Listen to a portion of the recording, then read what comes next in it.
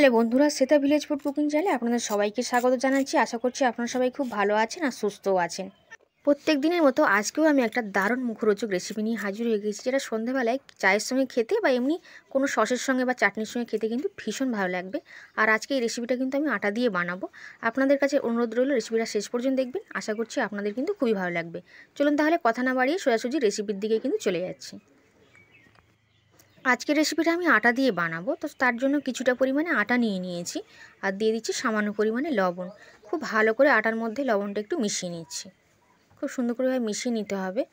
আর অল্প অল্প করে জল দিয়ে কিন্তু একটা ডো কিন্তু রেডি করতে হবে। আর এখানে আমি আটা দিয়ে বানাবো, আপনারা কিন্তু চালের গুঁড়ো দিয়েও বানাতে পারবেন, তবে সেই চালের গুঁড়োটা কিন্তু খুব মিহি করে গুঁড়ো করতে হবে। সেই ক্ষেত্রেও টিফিনটা খেতে কিন্তু ভীষণ ভালো লাগবে।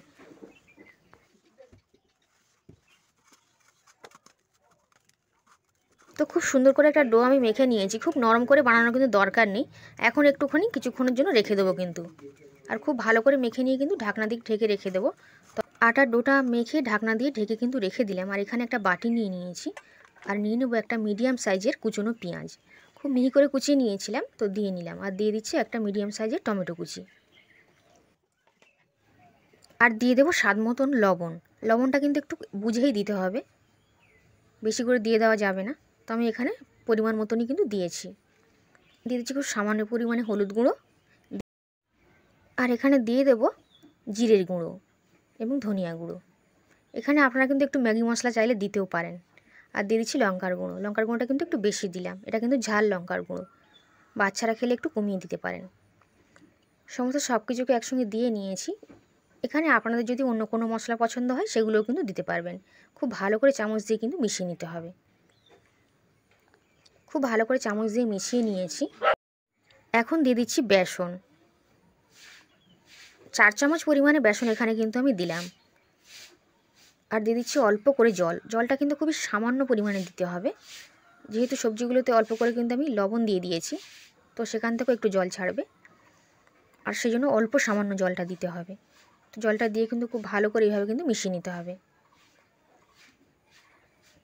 খুব সুন্দর করে কিন্তু এটা মিশিয়ে নিতে হবে। খুব সুন্দর করে মেখে নিয়েছি। আর একটু আমার টাইট বলে মনে হচ্ছিলো, তো আর একটুখানি আমি জল কিন্তু দিয়ে নিলাম।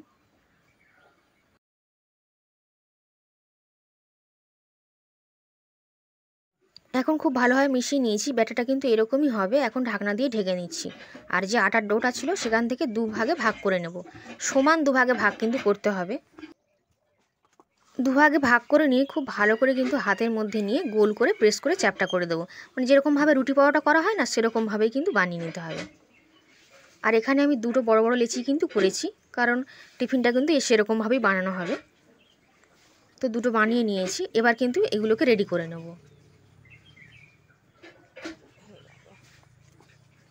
তো এবার বেলে নেবো, একটা বড় রুটির মতন করে বেলে নেবো। খুব পাতলা করে বেলবার দরকার নেই আর মোটা বেলারও দরকার নেই, কিন্তু একটা বড় রুটির মতন করে কিন্তু বেলে নিতে হবে।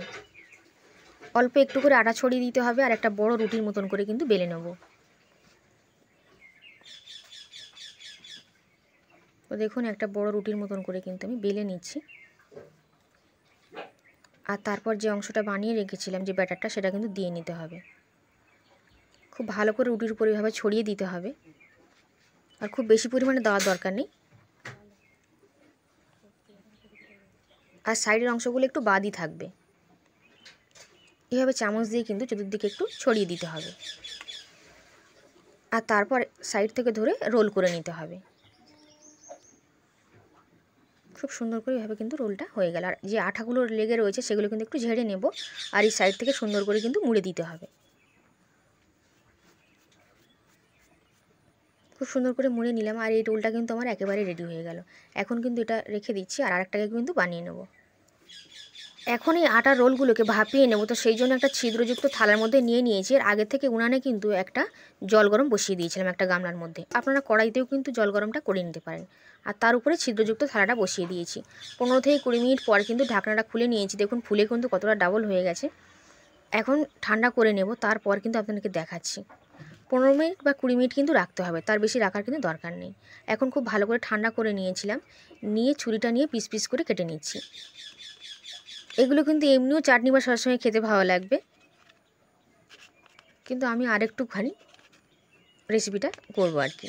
তো দেখুন এরকম সরু সরু এরকম গোল গোল মতন করে কেটে নিতে হবে, আর দেখতেও কিন্তু বেশ ভালো লাগছে। তো আটার দুটো রোলই কিন্তু এরকম সুন্দর করে কেটে নেব।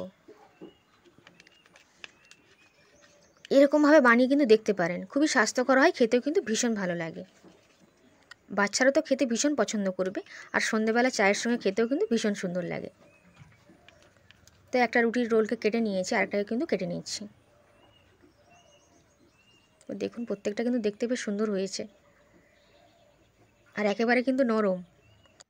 তো সমস্ত দুটো রোল কিন্তু আমি কেটে নিয়েছি, দেখুন পুরো একটা প্লেট ভর্তি হয়ে গেছে, আর দেখতেও বেশ সুন্দর লাগছে।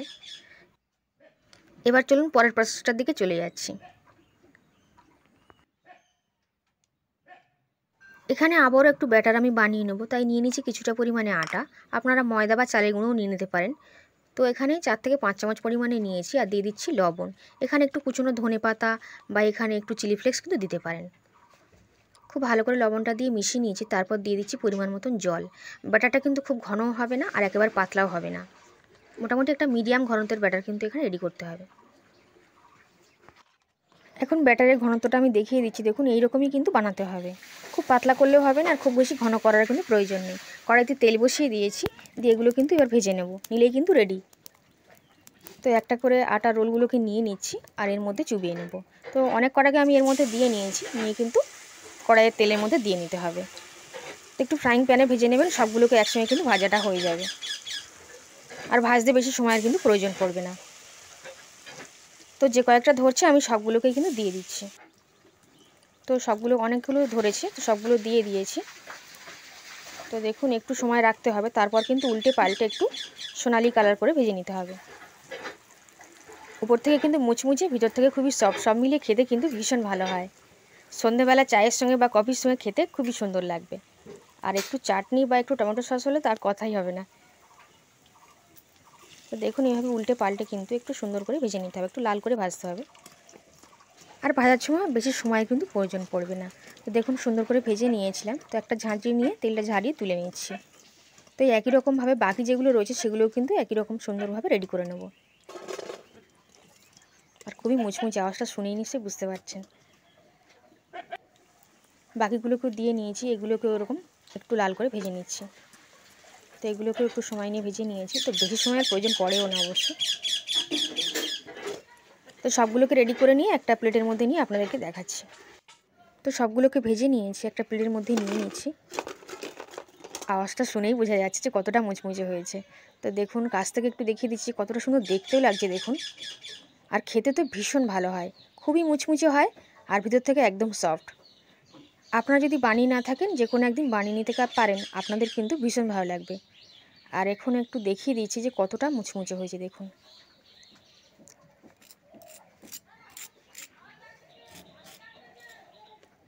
আশা করছি রেসিপিটা আপনাদের কিন্তু বেশ ভালো লেগেছে। যদি ভালো লেগে থাকে অবশ্যই ভিডিওটিকে লাইক করবেন, আর একটু চ্যানেল নতুন এসে থাকলে চ্যানেলটিকে সাবস্ক্রাইব করে নেবেন। ভিডিওটা শেষ পর্যন্ত দেখার জন্য আপনাদের সকলকে অসংখ্য ধন্যবাদ। আবার হাজির হয়ে যাব আমি অন্য কোনো রেসিপিতে। ততক্ষণ আপনারা সবাই খুব ভালো থাকবেন, আজ সুস্থ থাকবেন। আজ তাহলে আসলাম।